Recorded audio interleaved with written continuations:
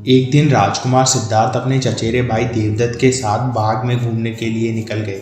जहाँ सिद्धार्थ कोमल हृदय का बालक था, वहीं देवदत्त झगड़ालू व कठोर स्वभाव का था। सिद्धार्थ को सभी प्रशंसा करते थे, देवदत्त की प्रशंसा कोई भी नहीं करता था।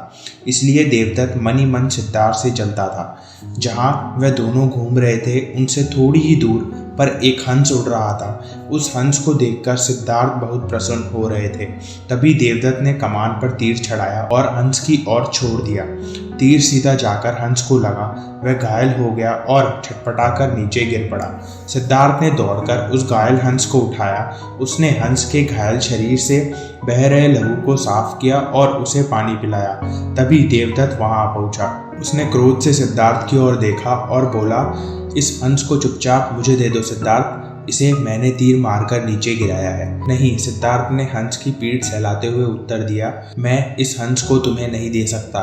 तुम निर्दयी हो, तुमने इस निर्दोष हंस पर तीर चलाया है। यदि मैं इसे न बचाता तो इस बेचारे की जान निकल जाती। देखो सिद्धार्थ, देवदत्त उसे घूर कर बोला, यह हंस मेरा है, इसे मैंने तीर मारकर नीचे गिराया है। इसे चुपचाप मुझे दे दो, यदि नहीं दोगे तो मैं राज दरबार में जाकर तुम्हारी शिकायत कर दूंगा। सिद्धार्थ ने उस हंस को देने से साफ साफ इनकार कर दिया।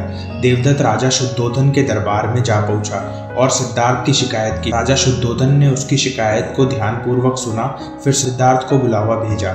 कुछ ही देर में सिद्धार्थ हंस को लेकर राज दरबार में उपस्थित हो गया। राज दरबार के ऊंचे सिंहासन पर राजा शुद्धोधन बैठे थे। आसपास के नीचे आसनों पर राज्य मंत्री तथा अन्य पदाधिकारी बैठे थे। कई सैनिक हथियार लिए द्वार के निकट खड़े थे। शुद्धोधन के संकेत करने पर देवदत्त सिर झुकाकर बोला, जो हंस इस समय सिद्धार्थ के पास है वह मेरा है। इसे मैंने तीर मारकर पृथ्वी पर गिराया था। सिद्धार्थ ने उसे उठाकर इस पर अपना अधिकार जमा लिया है। यह हंस मेरा है, कृपया इसे मुझे दिलवा दीजिए। राजा शुद्धोधन ने सिद्धार्थ की ओर देखा और बोलने की ओर संकेत किया। सिद्धार्थ ने सिर झुकाकर शांत स्वर में कहा, महाराज, ये हंस निर्दोष है। यह बिना किसी को कोई कष्ट दिए उड़ रहा था। देवदत्त ने इसे तीर मारकर घायल कर दिया। मैंने इसका उपचार किया, इसके प्राण बचाए। मैं समझता हूँ कि प्राण लेने वाले से अधिक प्राण बचाने वाले का अधिकार ज़्यादा होता है। मैं आपसे प्रार्थना करता हूँ कि ये हंस मेरे पास ही रहने दीजिए। मैं इसे बिल्कुल स्वस्थ करके आकाश में उड़ा देना चाहता हूँ। शुद्धोधन ने अपने सभासदों से विचार विमर्श किया।